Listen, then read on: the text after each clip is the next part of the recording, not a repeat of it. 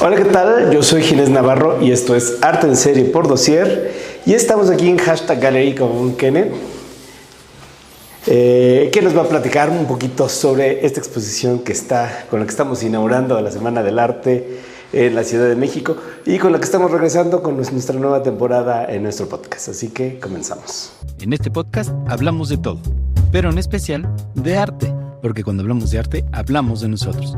Yo soy Ginés Navarro y esto es Arte en Serie por Dossier. Hello, Kenneth, how are you? Hello, I'm very good. I'm excited. We just finished setting up the exhibition last night, and tonight's the opening. So, really looking forward to the evening. And why do you decide to come to Mexico? We was through a collaborative project. It's called BLAM, Berlin, LA, Mexico City. And last year we were in Berlin. And we met our friend Alicia there, who's also an artist and artist manager here in Mexico City, and built like a nice communication there. I would say became friends, and through this communication, then Alicia was kind enough to invite us here to have an exhibition. Yes, Alicia is a good friend of us. Lovely. So tell me, you are from Berlin. I am from Estonia, from Tallinn actually, but I live in Berlin now for the past decade or so. Wow, and what difference you found between Estonia and Berlin and Mexico City? Well, Estonia is, I would say, Estonia and Berlin are rather similar since they're European. Estonia is very small. So Berlin, the city is 4 times the population of my whole country. Hence why, like, to have try to build an international career, it makes more sense of an artist to go where there's just more audience. It's more a bit of like a numbers game, I would say. In Mexico, I have been here since last Tuesday, so until now, I would say I'm very impressed and it's very beautiful and lovely. But I still would love to delve into the scene more. I'm looking forward to the Art Week. Okay, you know, and it's a huge city, so yes. you have a lot to see. Yeah, this is a mega city, so this is almost as if me going from Tallinn to Berlin would be now coming from Berlin to here, population-wise. And tell me a little bit about your creative process. Okay, I tend to work on like a bunch of works kind of at the same time. For example, this body of work here that I'm showing is all made now in the beginning of 2025. So I start with a bunch of canvases, and then it's like an adding of, how would you say, more like a sampling process. So I add something to one work and they all grow together somehow. As a fashion designer would make a collection, or as a musician would make an album, let's say. So they would stand as single pieces as well, but as like a series, I think it comes with one breath somehow. And a thing that I can see in your work is a lot of humor, but very smart humor.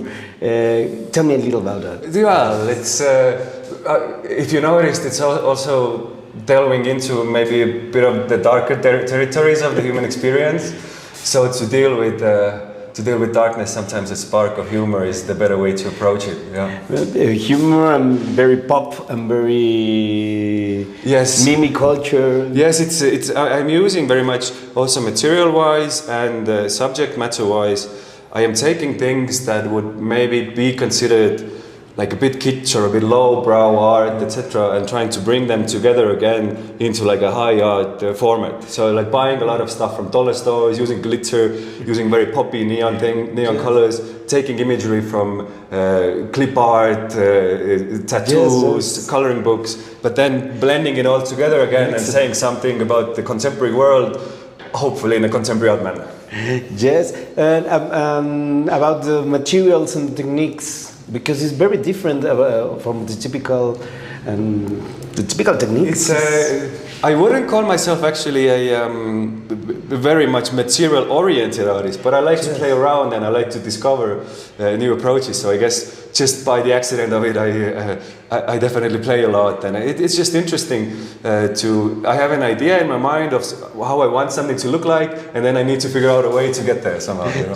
And also visual-wise, as I said, like borrowing a lot from people who paint cars, who decorate cakes, who do nail art, for example. So taking also like from these these art disciplines that are not considered art, borrowing their methods and bringing it back to the gallery.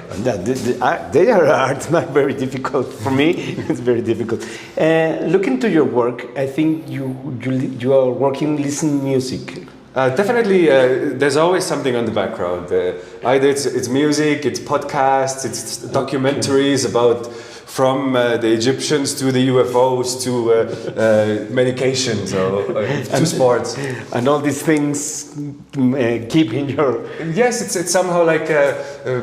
the word postmodern is definitely overused, but it's like a clash of different inputs put into like a narrative, and then it comes out like as a single piece. Tell me a little bit about this exhibition. This exhibition is the title is That Awkward Moment Between Birth and Death. Okay. So it's like it is also like a twisty, humory way of saying it's an exhibition about life. Exactly.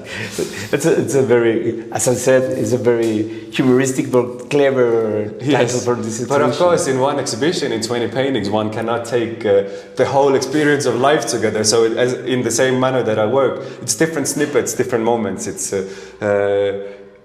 somewhere there's heroism, somewhere there's some doubt, somewhere there's like a positive narrative. So like little snippets of the big experience of life. For how long this exhibition will be?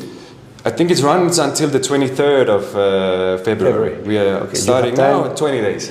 You have time, visit us. Tell me, changing a little bit of subject, tell me about what do you are listening or reading or something you can recommend us from the listeners of our podcast? Podcast. Well, I tend to listen to more like, I wouldn't say scientific, but like, there's this podcast that's called Short History of, that basically in 20 minutes it tells you like short history of the Mayans, short history of Henry VIII, you know. I like to know like a little bit about everything. For this moment, I can recommend you to visit the Art Week in Mexico City because it's vibrant and very exciting moment in this city. Do you want to visit something special? Oh, definitely. We want to go to the art fairs. Now we're going to jump back to our friend Alicia, who's probably going to be our art guide during our stay here. So I am really looking forward to seeing as much as possible. Okay, nice. And the food is treating you well? The food? Unfortunately, I am not one to take spice very well. But until now, I found very beautiful and lovely food. Especially we've been to seafood restaurants in the past 2 days, and this has been quite an experience. Nice. And what do the last things you want to say from our viewers?